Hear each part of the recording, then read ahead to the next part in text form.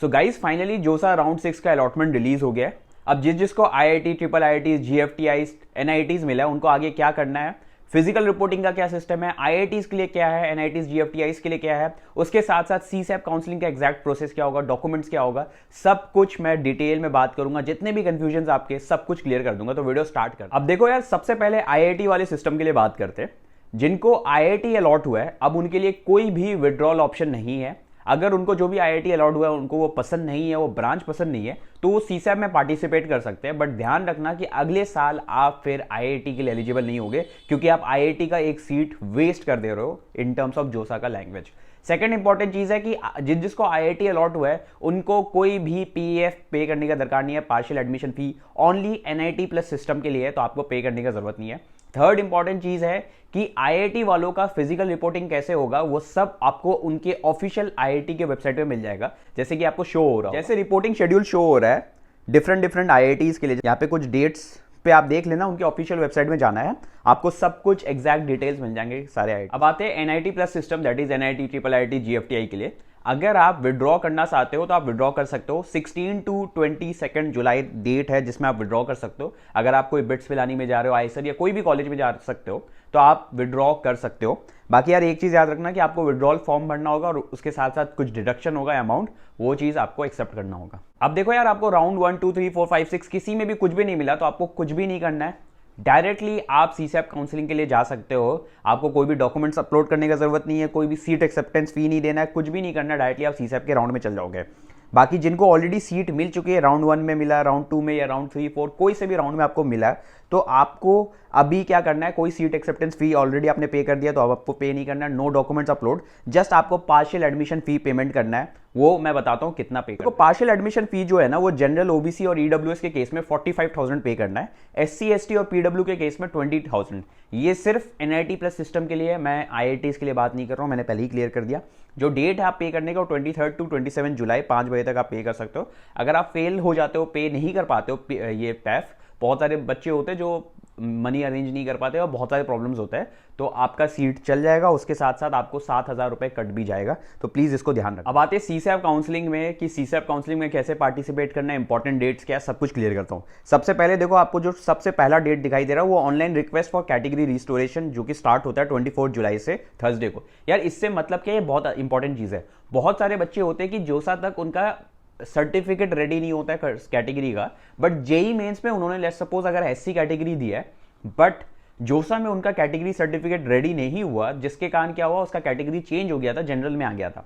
But आपको अभी सीसैप में एक टाइम मिलता है, जो टाइम आपका स्टार्ट होता है 24 जुलाई से और 25 जुलाई तक। इस टाइम में आप अपना कैटेगरी रीस्टोर कर सकते हो, जो कि आप जेई मेंस में एससी आपने फिल किया था। तो ये लास्ट टाइम है जब आप कैटेगरी रीस्टोर कर सकते हो। सीसैप में आपको ये अपॉर्चुनिटी मिलता है। उसके साथ साथ देख लो, ये लास्ट डेट है रेस्पॉन्ड, ये सारे क्वेरीज का देखो ऑलमोस्ट सेम सही शेड्यूल होता है जोसा और सीसैप का। प्रोसेसेस सेम होते हैं बट डिफरेंट चीज़ है। बाकी एक चीज़ है, जितने भी सीट्स जोसा में वैकेंट रह गए वो आपको 38 जुलाई को दिखाई देगा। बहुत सारे सीट्स होते हैं जो डिफरेंट ब्रांचेस के, अच्छे ब्रांचेस के, जो जोसा में रह जाता है। और सीसैप में वही बोला जाता है कि बहुत पीछे रैंक तक, इवन 1 लाख 1.5 लाख रैंक तक भी बच्चों को सीट मिल जाती है। सीसैप राउंड 1, स्पेशल राउंड 1, 9 अगस्त को आपको सबसे पहला राउंड का दिख जाएगा डिस्प्ले, अलॉटमेंट रिजल्ट। उसके साथ साथ देखो, इसमें ना फ्री फ्लोट स्लाइड तो आप ऑलरेडी जानते हो, आपने जोसा में देखा है। इसमें कुछ और चीजें आती है, जैसे सरेंडर हो गया, विड्रॉ हो गया, एग्जिट हो गया। सरेंडर क्या हो गया, जो सीट आपको यहाँ पे फर्स्ट राउंड में मिला है वो आपको चाहिए नहीं, आप डायरेक्टली सेकंड राउंड में देखोगे। विड्रॉ मतलब क्या होता है कि आपको जो सीट मिली है आपको चाहिए नहीं, और दूसरा आप पूरा प्रोसेस से ही विड्रॉ कर लेते हो। एग्जिट का ये होता है कि आपको कोई भी सीट मिला नहीं और पूरा प्रोसेस आप एग्जिट कर लेते हो। तो ये कुछ टर्मिनोलॉजी है, और बाकी ऑनलाइन रिपोर्टिंग ये सब कुछ रहता है इसमें। 9 अगस्त से 12 अगस्त तक आपका पहला स्पेशल राउंड चलेगा, जिसमें आपको डॉक्यूमेंट्स अपलोड करना, विलिंगनेस सबमिट करना, सब चलना है। राउंड 2 हमारा 14 अगस्त को होगा, और उसके बाद सिमिलरली आप देखोगे राउंड 3, जो कि हमारा 19 अगस्त को, जिसका रिजल्ट आ जाएगा। एक बहुत ही इंपॉर्टेंट कंफ्यूजन है, बच्चों को क्या लगता है कि जोसा में उन्होंने सीट जो भी फ्रीज हो गया ऑटोमेटिकली, अब वो जो सीट फ्रीज हुआ है, अब वो सीसैप में पार्टिसिपेट करते, तो सीसैप में अगर उनको सीट पसंद नहीं आती है तो जोसा वाले सीट मिल जाएगी। नहीं, ऐसा नहीं होता है। सीसैप में प्लीज बहुत ध्यान से सीट फिल करना। अगर आपको सीसैप में सीट अलॉटमेंट हो जाता है तो जोसा वाली सीट आपको नहीं मिलेगी।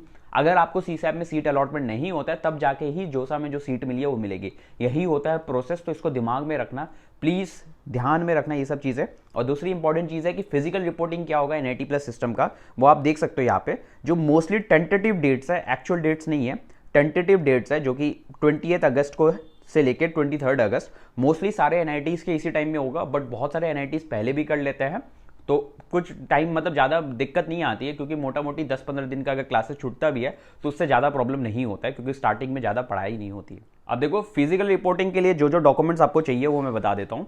सबसे इंपॉर्टेंट चीज़ है, सबसे पहले आपको प्रोविजनल सीट एलोकेशन लेटर, जो कि जोसा की तरफ से या सीसैप में, जो जिसको सीसैप में सीट मिल रहा है। फिर डॉक्यूमेंट वेरिफिकेशन कम सीट एक्सेप्टेंस लेटर, जो कि आपको मिलेगा रिपोर्टिंग इंचार्ज से। जेई मेंस 2025 का एडमिट कार्ड चाहिए। जेई मेंस 2025 का ऑल इंडिया रैंक स्कोर कम रैंक कार्ड चाहिए। रैंक कार्ड चाहिए, कैटेगरी सर्टिफिकेट चाहिए जो भी कैटेगरी वाले हैं, 10th की मार्कशीट चाहिए, 10th का सर्टिफिकेट चाहिए, रिसिप्ट चाहिए इनिशियल फी पेमेंट का, 12th का मार्कशीट, 12th का सर्टिफिकेट, ये सारे डॉक्यूमेंट्स आपको चाहिएगा। और स्पेशली जो कैटेगरी वाले हैं उनका सर्टिफिकेट चाहिएगा, जो भी डिसेबिलिटी वाले हैं उनको भी चाहिएगा। आधार कार्ड चाहिए, कैरेक्टर सर्टिफिकेट चाहिए आपको, जो भी इंस्टीट्यूशन से आपने लास्ट अटेंड किया था, बेसिकली जो आपका क्लास 12 का स्कूल था। ट्रांसफर माइग्रेशन सर्टिफिकेट चाहिए, मेडिकल सर्टिफिकेट चाहिए, एंटी रैगिंग एफिडेविट लगेगा अगर जो आपका फॉर्मेट है वो गिवन बाय अलॉटेड इंस्टीट्यूट है। उसके साथ साथ डेट ऑफ बर्थ प्रूफ, जो कि क्लास 10 का सर्टिफिकेट ही होता है। बाकी गाइज मैंने मोस्टली सब कुछ क्लियर कर दिया है। कुछ भी कंफ्यूजन है, अगर आपको कुछ भी लिटरली कुछ भी कंफ्यूजन होता है डॉक्यूमेंट्स से रिलेटेड, फिजिकल रिपोर्टिंग से रिलेटेड, या कुछ भी हो, सीसैप काउंसलिंग से रिलेटेड या और भी कोई भी काउंसलिंग से रिलेटेड, तो कमेंट्स में पूछ लेना, बिकॉज मैं सारे कमेंट्स का ट्राई करूंगा अपने एंड से कि रिप्लाई करूँ। So that was all for this video. Thanks for watching.